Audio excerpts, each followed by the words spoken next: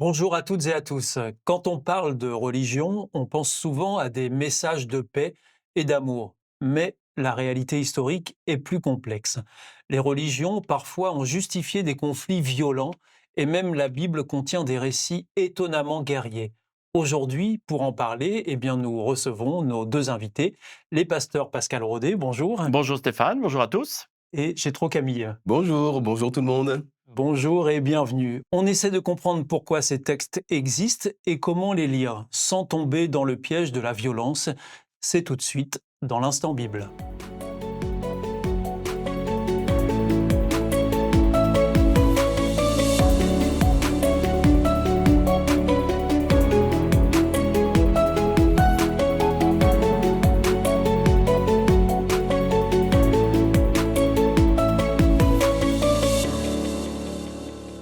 Alors, pasteur Gétro Camille, est-ce que vous pouvez nous dire dans quel contexte ces récits plutôt guerriers qu'on trouve dans la Bible ont été écrits? Il y a une différence qu'il faut faire, Stéphane, entre le moment où les choses sont écrites, en général c'est bien après les événements, et le moment où les choses se passent. Pourquoi? Parce qu'on est tout simplement dans la pré-antiquité, dans des traditions essentiellement orales, et tout ce qui est écrit est réservé à une petite élite. Au moment où les choses se passent, même j'ai une illustration très simple, j'ai eu l'occasion d'aller en Israël, voir la colline de Megiddo. En hébreu, Har Megiddo, qui a donné Armageddon. Hein, Mhm. il y a même un film avec Bruce Willis qui est sorti qui s'appelait Armageddon. Donc on pense tout de suite à la catastrophe. Mais ça vient pas de nulle part, parce que la colline de Megiddo, c'est ce qu'on appelle un tel. Un tel, c'est une colline qui est créée par le fait qu'une ville est attaquée, rasée, et sur les ruines, on reconstruit une nouvelle ville. Une nouvelle ville. Elle est rasée à son tour et on en construit une nouvelle. Là, 14 fois. 14 fois, la ville de Megiddo a été attaquée, rasée, reconstruite. Pourquoi? Parce qu'elle se trouve dans un endroit qui est très fertile, où les fleuves qui sont là irriguent toute cette région de la Mésopotamie. Et et c'est aussi des passages de routes commerciales. Donc les gens se battent énormément. Donc les contextes dans lesquels ces textes sont écrits sont des textes guerriers. À l'époque, les peuples se font la guerre. Et c'est une norme en fait.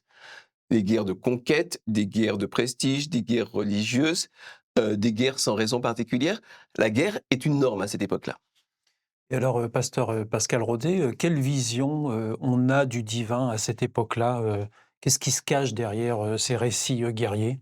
Là, la même image que ce qui a été présenté par Jéthro, une image d'un Dieu guerrier. Euh, Dieu lui-même, on lui prête des on, intentions lui, guerrières. alors, on lui prête des intentions guerrières pour la bonne et simple raison, c'est que d'abord, à l'image à cette époque, chaque peuple avait son Dieu et c'est leur Dieu qui les mettait, qui les emmenait à la bataille, qui était le meilleur, etc. Quel est le Dieu qui va être le meilleur pour son peuple? Enfin, c'est tout un contexte bien guerrier quand même. Donc celui qui gagne, c'est celui qui a le Dieu le plus fort. C'est exactement ça. Et donc forcément, ça n'échappe pas non plus à les périodes d'Israël naissante. C'est le cas, on le trouve même quand le peuple sort d'Égypte. Il y a quand même une notion et une image où c'est Dieu qui, par sa main puissante, par ce côté guerrier, fait sortir son peuple d'Égypte, va les amener dans le désert, va même faire ouvrir la mer Rouge, toute l'armée d'Égypte va dedans, tout le monde meurt. On sent ici cette image d'un Dieu qui est guerrier et une image qui va tout le long de l'Ancien Testament montrer ni plus ni moins un Dieu qui protège son peuple. Or, cette notion de protection est importante. C'est pas une notion de guerre absolue, c'est pas une notion où on veut tuer tout et partout. C'est une notion de protection de son peuple. L'image de David, d'ailleurs, est assez intéressante lorsqu'il tue Goliath. C'est quand même une image d'un David berger, un humble, celui qui, voilà, il protège son troupeau comme il peut. Et puis un jour, il y a un ennemi, un grand colosse, Goliath, qui est plutôt l'image impériale, tout-puissant, et qui, à un moment donné, défie l'armée d'Israël. Et c'est David, le berger, qui va remporter la partie. Derrière, cette notion d'un Dieu qui l'a soutenu. qui est une réalité importante dans l'Ancien Testament, en tous les cas. Très intéressant ce que tu dis, Pascal, mais j'aimerais bien réagir à cela dans le sens que, il faut quand même se souvenir qu'on lit la Bible et qu'on n'est pas habitué à la Bible, que les gens qui ont écrit la Bible, déjà il y en a plein, ça se passe sur une très longue période, et puis ils ont des croyances, ils ont des convictions, et beaucoup des gens qui écrivent pensent vraiment que Dieu veut mener son peuple à la guerre. Ce qui fait que certains textes donnent à Dieu un ton très martial, d'ailleurs on l'appelle l'Éternel Dieu des armées, hein, comme un super général, comme un hyper général. Il faut bien lire toute la Bible. Quand on lit toute la Bible, on se rend compte que Dieu n'est pas un Dieu guerrier, que parfois il agit avec vigueur, effectivement, dans des circonstances, avec des objectifs très particuliers, mais que sa volonté absolue, ce que les philosophes appelleraient sa volonté positive, c'est-à-dire ce qu'il veut vraiment, en réalité, c'est tout simplement que tous les êtres humains se tournent vers la paix, vers le beau, vers l'amour. Alors c'est intéressant ce que vous dites, Jétro Camille, parce C'est que bien ce que je pense. est-ce que ces épisodes guerriers que l'on peut lire dans la Bible n'ont pas servi à légitimer d'autres conflits?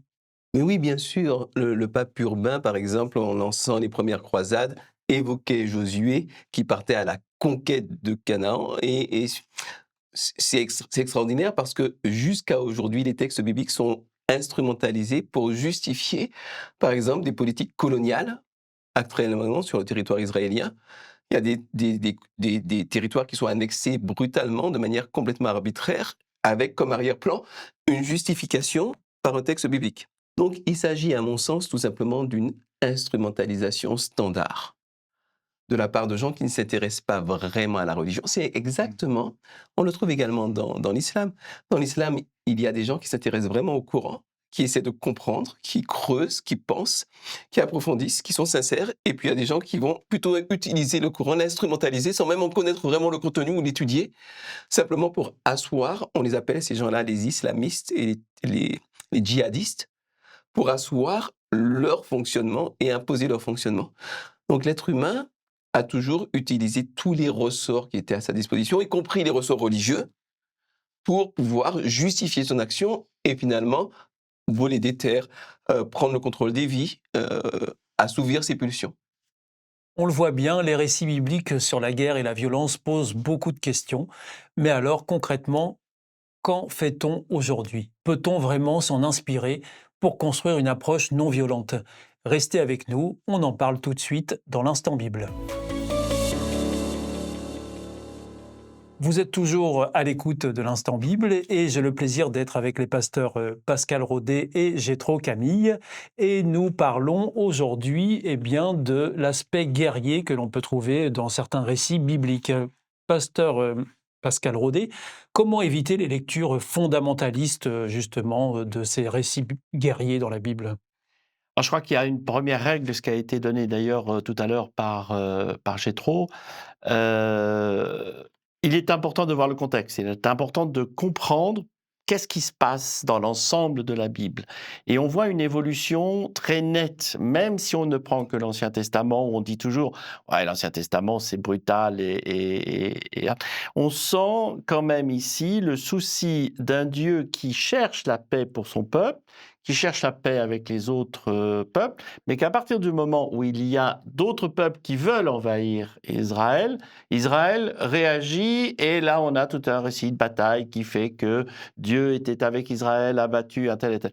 Mais au départ, c'est de la conquête, on est passé à la paix avec une défense, à la lamentation parfois quand on lit dans les psaumes où on a un David qui s'inquiète sur tous ses ennemis autour de lui, « Seigneur, aide-moi », et on a un Dieu ici qui apporte la paix, jusqu'aux autres prophètes.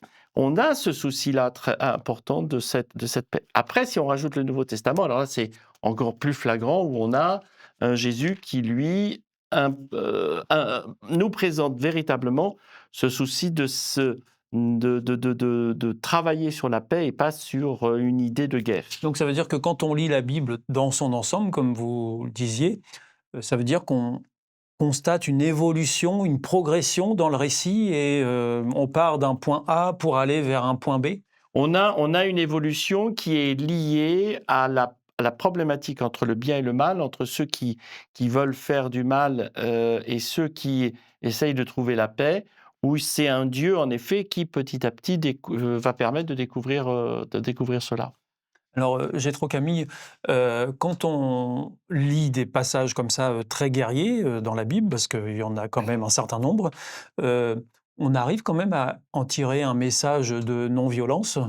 C'est assez simple, hein, c'est pas très compliqué. Ça demande un petit effort, quoi, mais quand on a compris le message global, on a ce que les Américains appellent the big picture, on a la vision globale des choses. Et la vision globale des choses, elle part précisément d'un point A pour aller à un point B, ça a été très bien dit. J'aimerais lire un passage d'un prophète qui montre justement où est ce point B. Je suis dans Ésaïe, chapitre 2, au verset 2. Et il est dit, un jour, dans l'avenir, la montagne du temple du Seigneur sera sûrement la plus haute des montagnes. Elle s'élèvera au-dessus des collines. Alors tous les peuples viendront vers elle. Beaucoup de peuples se mettront en route. Ils diront, venez, montons à la montagne du Seigneur. Et il nous enseignera ce qu'il veut de nous et nous suivrons le chemin qu'il nous a montré. En effet, l'enseignement de Dieu vient de Sion. Oui, sa parole nous arrive de Jérusalem. Il rendra son jugement pour les peuples. Et écoutez bien, il sera un arbitre pour les peuples nombreux. Avec leurs épées, ils fabriqueront des socs de charrues. Avec leurs lances, ils feront des faucilles. Un pays n'attaquera plus un autre pays et les hommes n'apprendront plus la guerre. Donc il y a un point B. Là, c'est une prophétie. Très fort ce texte, ouais. Oui, il est très beau. Ouais. Il est très beau. On fera avec. Voilà, c'est comme si on disait qu'avec nos fusils, nos pistolets, ben, on fera des petits jouets. Je sais pas. On transforme tout ça en boule de pétanque. Je ne sais pas. Je ne sais pas. Mais le but, il est très clair. C'est d'arriver à un état de paix généralisée. Même si parfois, malheureusement, parce que Dieu ne force pas la liberté humaine, parce que Dieu ne contraint pas à la paix, il ne force pas, il ne viole pas la conscience humaine. Donc pendant un temps, malheureusement, il y a la guerre, mais l'objectif, il est extrêmement clair. Et on doit se mobiliser pour cet objectif-là. L'objectif de paix et tout mettre en place, les mentalités, la culture, les lectures bibliques pour orienter vers la paix aussi bien à l'échelle interpersonnelle qu'à l'échelle mondiale. Pascal Rodet, cependant, quand on reprend les choses, ces textes bibliques qui parlent de guerre, vous l'avez dit, Jétro Camille, les croisades et autres guerres de religion dont on se souvient parce qu'on les a appris dans notre propre histoire, c'est pas un héritage un peu lourd quand même quand on est croyant? On ne tire pas ça un peu comme un fil un boulet attaché au pied? C'est forcément un héritage très très lourd pour celui qui doute et qui ne veut plus croire en un Dieu comme cette image qui a été donnée dans l'histoire. À partir du moment où on commence à avoir une lecture critique du texte par rapport aux pratiques de l'histoire, forcément, on va faire des nuances. Mais en premier, c'est pas évident. J'ai du mal, en effet, à comprendre l'histoire, pourquoi il y a eu les croisades. Alors, en effet, au départ, Jérusalem, qui a été pris par les Ottomans, donc il fallait reprendre Jérusalem, qui est le lieu où il y avait Jésus, et on a envoyé tout plein de personnes, mais ça a été fait, ça correspond au Moyen-Âge. Je donne cet exemple-là seulement des croisades, mais c'était une période très violente, une période très dure. On a envoyé des gens sans savoir se battre, on a dit « c'est Dieu qui vous appelle ». Alors que, voilà, je veux dire, c'est pas, il y a rien qui va le dire. On a même amené des enfants. Il y a la fameuse croisade des enfants, comme il y a eu à une période. Il y a eu des moments, en effet, où c'est incompréhensible la situation qui a été donnée ici. Maintenant, l'histoire de certaines personnes qui ont utilisé les textes bibliques pour accomplir une violence ne veut pas dire que la Bible et les textes sont justifiés pour faire cela. Et je pense que c'est ça l'importance de cette critique que je dois avoir du texte biblique. Qu'est-ce qu'elle me dit ? C'était toujours assez un questionnement très fort pour moi lorsque j'avais l'histoire. Lorsque un pays chrétien veut envahir un autre pays chrétien et que chacun, de leur côté, bénisse leur canon pour arriver à ce que la guerre gagne. À un moment donné, ça n'a aucune justificatif à justifier avec un texte biblique. C'est pas possible. Ça s'est fait. Mais c'est pas pour autant que c'est agréé par Dieu. C'est pas pour autant que c'est reconnu dans le texte biblique. Et je pense que c'est ça aussi qui est important de faire cette différence-là. Nous avons vu ensemble aujourd'hui que la Bible contient des récits de guerre et de violence qui peuvent nous surprendre, voire nous choquer. Mais nous avons aussi compris l'importance de replacer ces récits dans leur contexte historique pour éviter de les utiliser à mauvais escient et en tirer plutôt un message qui encourage à la non-violence aujourd'hui. Un grand merci à nos invités, pasteur Pascal Rodet, pasteur Jétro Camille. Merci beaucoup de ces échanges et de vos éclairages. On se retrouve bientôt pour un prochain Instant Bible. Et si vous souhaitez vous-même découvrir ces textes bibliques dont nous avons parlé aujourd'hui, nous vous offrons une Bible gratuite à demander simplement aux coordonnées qui suivent. À très vite dans l'Instant Bible.